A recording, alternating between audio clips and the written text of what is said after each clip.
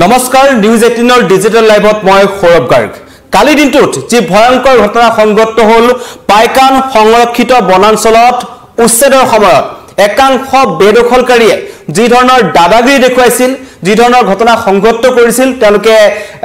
hill লাঠি বিভিন্ন ধৰণৰ জাঠি জুং লৈ আক্ৰমণ কৰিছিল আৰু 21 জন আৰক্ষী জোৱান এই ঘটনাত আহত হৈছিল বনৰক্ষী সহ অসম আৰক্ষী জোৱান আহত হৈছিল আৰু তেওঁলোকে জানি বুজি পাইকান সংৰক্ষিত বনাঞ্চলত থকা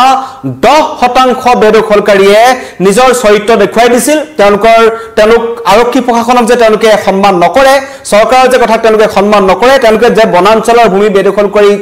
বহি আছে তেওঁলোক যে অপৰাধজনিত ঘটনাত জড়িত আছে সেয়া তেওঁলোকে প্ৰমাণ কৰিছে আৰু কালি পুনৰ তেওঁলোকে আৰক্ষী প্ৰশাসনক আক্ৰমণ কৰিলে বিলাসীপাৰাৰ চাপৰত যেটো ঘটনা সংঘটিত হৈছিল অনুৰূপ ঘটনা সংঘটিত হল আৰু মুখ্যমন্ত্ৰীয়ে কৈছিল যে কঠোৰ হাতে দমন কৰা হ'ব নিখাতৰ ভিতৰতে 12 জন আক্ৰমণকাৰীক 12টা দুৰ্বৃত্তক ইতিমধ্যে আৰক্ষীয়ে গ্ৰেপ্তাৰ কৰিছে তাৰ ভিতৰত আছে সামনুৰ আলী যেটো সামনুৰ আলীয়ে মুখ্যমন্ত্ৰীক কালি মুকলিকৈ তেওঁ কেমেৰাৰ সন্মুখত ভাবুকি প্ৰদান কৰিছিল সমগ্ৰ খিলঞ্জিয়া ৰাইজক ভাবুকি প্ৰদান কৈছিল যে পাত্তা নথকা মাটিত ঘৰ বনাম কি কৰিব আমি নিজৰ ঘৰ নিজে নিৰ্মাণ কৰিম এনেকুৱা ধৰণৰ মন্তব্য দিছিল আৰু একাংশ সেই যি আক্ৰমণকাৰী লোকসকল আহিছিল যেসকলক ভিডিঅ দেখা পোৱা গৈছে যেসকলে আৰক্ষীক বাৰম্বাৰ আক্ৰমণ কৰিছে হিল লাঠি হাতে হাতে বিভিন্ন ধৰণৰ অস্ত্ৰ লৈ আহিছিল সেই সকল লোককো উচ্চতনি দিয়াৰ অভিযোগ আছে এটো সামনুৰ আলীৰ বিৰুদ্ধে আৰু সামনুৰ আলীয়ে বিগত 12 জুলাইটো বিভিন্ন ধৰণৰ উচ্চতনিমূলক মন্তব্য দিছিল পাছত তেখেতক আৰক্ষী আটক কৰিছিল কিন্তু কালি নিশা কৃষ্ণাই গান্ধীনগৰ যেটো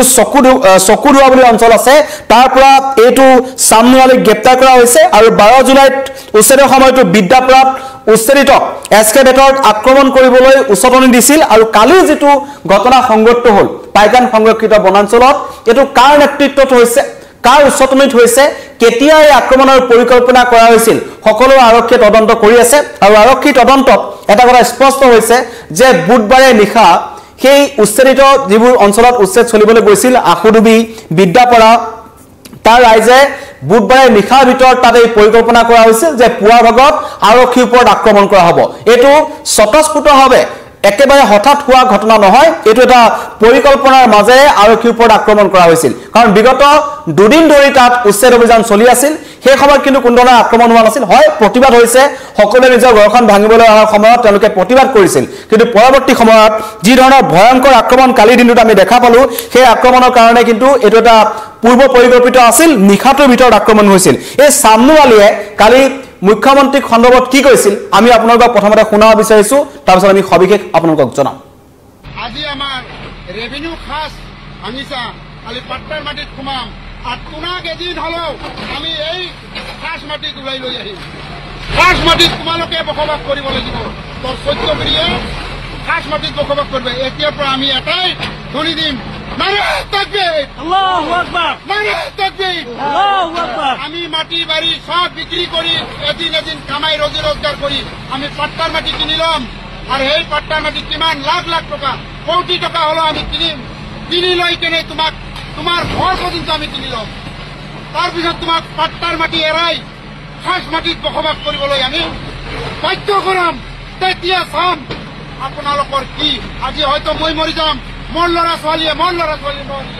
মোৰ নাতি পুতি হলেও তোমাক খাস মাটিত ব্যৱহাৰ কৰিব দিব ইয়াৰ কাৰণে আমি বাধ্যতা কৰিম আৰু জিআই প্ৰশাসন লগাই দি আমাৰ যিটো অত্যাচাৰ কৰি আছা সৰু সৰু ল'ৰা ছোৱালী মাকৰ গাখীৰ খায় নান্দৰ কুৱাৰ পানী দমকল গোটেইখিনি ভাঙি দি আছা পানী খাওয়া পৰ্যন্ত আপোনালোকে ব্যৱস্থা কৰি দিছে পানী না যাতে খাব নোৱাৰে মৰি যায় মানুহে এইখিনিয়ে কৰো এ আছিল সামনুৰ আলী এজন সামনুৰ আলীয়ে কালি যি ঘটনা সংঘটিত হল এই পাইকানত একাংশ লোকক উচ্চতনি দিয়াৰ গুৰুতৰ অভিযোগ উত্থাপন হৈছিল আৰু নিশাৰ ভাগতে তেওঁ চকধুৱাৰ বাসগৃহৰ পৰা নিশা গ্ৰেপ্তাৰ কৰিছে আৰু লগতে ইটা ভাটাৰ ব্যৱসায়ৰ লগত জড়িত এজন সামনুৰ আলী আৰু বিদ্যাপৰা অঞ্চলটো তেখেতৰ ইটা ভাটা আছে আৰু নিজৰ ইটা ভাটা চলা অঞ্চলত যেতিয়া এই উচ্ছেদ অভিযান চলিছিল এজনে হিতাহিত জ্ঞান হেৰুৱাই পেলাইছিল আৰু বাৰম্বাৰ তেওঁ আৰক্ষীক তেওঁ মুকলিকৈ প্ৰত্যাহ্বান জনাইছিল মুখ্যমন্ত্ৰীক প্ৰত্যাহ্বান জনাইছিল আৰু প্ৰায় 30 বছৰ পূৰ্বে কৃষ্ণাই অঞ্চলত এগৰাকী আৰক্ষীক আক্ৰমণ কৰিছিল এজন সামনুৰ আলীয়ে ইতিহাস আছে এজনৰ ইয়াৰ আগতে অপৰাধজনিত ঘটনাত জড়িত থকা ইতিহাস আছে তেওঁ খুদ 30 বছৰ আগতেই সেই অঞ্চলত এজন আৰক্ষী বিষয়াক আক্ৰমণ কৰিছিল তাৰ পৰৱৰ্তী পৰ্যায়ত এটা দুৰ্ঘটনাত তেওঁ সংগত হোৱাৰ পিছত তেখেতে এখন হাত হেৰুৱাব লগা হৈছিল এটা প্ৰশ্ন হৈছে যে সক্ৰিয় ৰাজনীতিৰ লগতে কোনো সংগঠনৰ লগত এটো সামনুৰ আলী জড়িত আছে নেকি কাৰণ ইতিমধ্যে উচ্ছেদক লৈ সমগ্ৰ ৰাজ্যত আমাৰ এটা ৰাজনীতি আৰম্ভ হৈছে বিৰোধী আক্ৰমণ ৰাজনীতি আৰম্ভ কৰিছে কালি মুখ্যমন্ত্ৰী ডক্টৰ হিমন্ত বিশ্ব শৰ্মা এটা গুৰুতৰ অভিযোগ উত্থাপন কৰিছিল তেওঁ কৈছিল যে কংগ্ৰেছৰ এই ঘটনা সন্দৰ্ভত কালি যেটো ঘটনা সংগত হ'ল পাইকানত তাৰ তদন্ত কৰিবলৈ যাওঁতে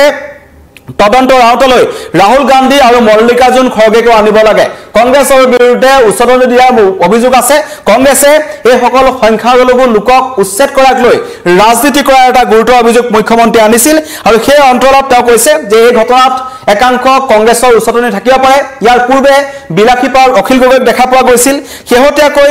ৰকিবুল হুছেইনক দেখা পোৱা গৈছিল উচ্ছেদিতক ধৰি তেওঁলোকে কান্দিছিল কিন্তু পৰৱৰ্তী পৰ্যায়ত এই পাইকানত যি ঘটনা সংগত হ'ল এই ধৰণেৰে একাংশ হাতে হাতে আৰক্ষীক আক্ৰমণ কৰিবলৈ অহা এই সকল লোক প্ৰকৃততে কোন হয় তেওঁলোকে কিয় আৰক্ষী আক্ৰমণ কৰিছে কাৰণ তেওঁলোকে বনভূমি দখল কৰি বহি আছে আৰু তেওঁলোকৰ দাদাগিৰি আৰক্ষীৰ ওপৰত আৰক্ষীক যদি তেওঁলোকে এদৰে আক্ৰমণ কৰিব পাৰে তেন্তে এই সকল লোকে সাধাৰণ মানুহক কেনেকৈ আক্ৰমণ কৰিব পাৰিব এই সমূহ অঞ্চলৰ মাজেৰে যদি কোনোবা অঞ্চললৈ যাব লগা হয় এই সকল লোকে যে নিখাৰ ভাগত ডকাইতি নকৰিব বিভিন্ন ধৰণৰ ঘটনা সংগত নকৰিব তাৰ কোনো মানে নাই কাৰণ তেওঁলোকে আৰক্ষী প্ৰশাসনক নেমানে আৰু মুখ্যমন্ত্ৰী ইতিমধ্যে এটা কথা স্পষ্ট কৰি দিছিল যে অসমত এতিয়া ফিনিশ ল্যান্ড জেহাদ যেটো চলি আছে ফিনিশ আসাম জেহাদ চলি আছে তাৰ একাংশ বেদখলকাৰীয়ে নতুন নতুন ঠাইলৈ গৈ তেওঁলোকে দখল কৰি আছে প্ৰশ্ন উত্থাপন হৈছে 1038 বিঘা ভূমি বেদখল কৰি পাইকান সংৰক্ষিত বনাঞ্চলত যিসকল লোক বহি আছিল তাৰ প্ৰায় 80% লোকে ইতিমধ্যে সেই অঞ্চললৈ তেওঁলোক আঁতৰি গৈছে তেওঁলোক নতুন কোন অঞ্চললৈ যাব সেইটো এটা ডাঙৰ প্ৰশ্ন ইতিমধ্যে 10% আছে মুখ্যমন্ত্ৰী ইতিমধ্যে কৈছে যে পাইকানত এই সকল যি হুলস্থুল কৰি আছে আৰক্ষীক আক্ৰমণ কৰিছে এয়া মাত্ৰ 10% বেদখলকাৰী ইতিমধ্যে 90% বেদখলকাৰীয়ে কিন্তু পাইকান সংৰক্ষিত বনাঞ্চল এৰি গুচি গৈছে তেওঁলোক কলৈ গল তেওঁলোকে নতুনকৈ কোনোবা অঞ্চলত দখল কৰিছে নেকি সেই কথাটোৱে মুখ্যমন্ত্ৰীয়ে বাৰম্বাৰ দিনাখন কৈ আছিল যে এওঁলোকৰ টাৰ্গেট আছে এওঁলোক এতিয়া উজনি অসমৰ ফাললৈ ধাৱমান হৈছে উজনি অসমত তেওঁলোকে এইবোৰ ঘটনা সংগত কৰিবলৈ গৈছে শেহতীয়া ঘটনাটোৰ পাছতেই আজি পুনৰ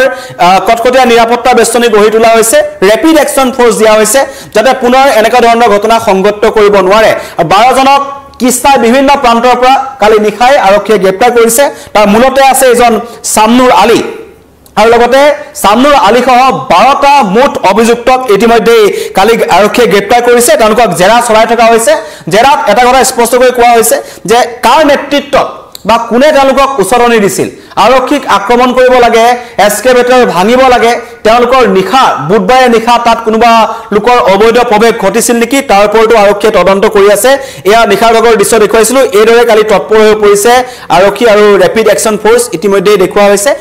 পৰিস্থিতি পুনৰ বেয়াৰ ফাললৈ যাবলৈ ওলাই তেন্তে কিন্তু আৰক্ষীয়ে ব্যৱস্থা গ্ৰহণ কৰিব কালি ইতিমধ্যে আৰক্ষীৰ গুলিত এজন আক্ৰমণকাৰী নিহত হৈছিল লগতে এজন গুৰুতৰভাৱে আহত হৈছে আজি পুনৰ তাত এনেকুৱা কটকটীয়া নিৰাপত্তা বেষ্টনী গঢ়ি তোলা হৈছে আৰু বেৰিকেড দি দিয়া হৈছে কোনো লোকৰ প্ৰৱেশ তাত বন্ধ কৰি দিয়া হৈছে কোনো লোকে তাত প্ৰৱেশ কৰিব নোৱাৰে যদি কোনোবা ব্যক্তি তাত প্ৰৱেশ কৰাৰ চেষ্টা কৰে ৰাজনৈতিক ব্যক্তি হওক বা সাধাৰণ ব্যক্তি হওক তাক আৰক্ষীয়ে কঠোৰ নজৰ ৰাখিছে কাৰণ মুখ্যমন্ত্ৰীয়ে এটা কথা স্পষ্ট কৰি দিছে যে এই সকল লোকক একাংশই ৰাজনৈতিকভাৱে বা এটা সংঘাত আনিবৰ কাৰণে পৰিস্থিতি বেয়া কৰিবৰ কাৰণে উচ্ছেদ বন্ধ কৰিব পৰাকৈ এনেকুৱা ধৰণৰ কিছুমান পৰিকল্পনা কৰি আছে তেনেকুৱা পৰিকল্পনাসমূহ ৰোধ কৰা হ'ব আৰু উচ্ছেদ অভিযান চলি থাকিব আৰু বৃহস্পতিবাৰে হোৱা আক্ৰমণৰ পৰিকল্পনা বুধবাৰে কৰা হৈছিল সেয়া ইতিমধ্যেই আৰক্ষী তদন্ত স্পষ্ট হৈছে কিন্তু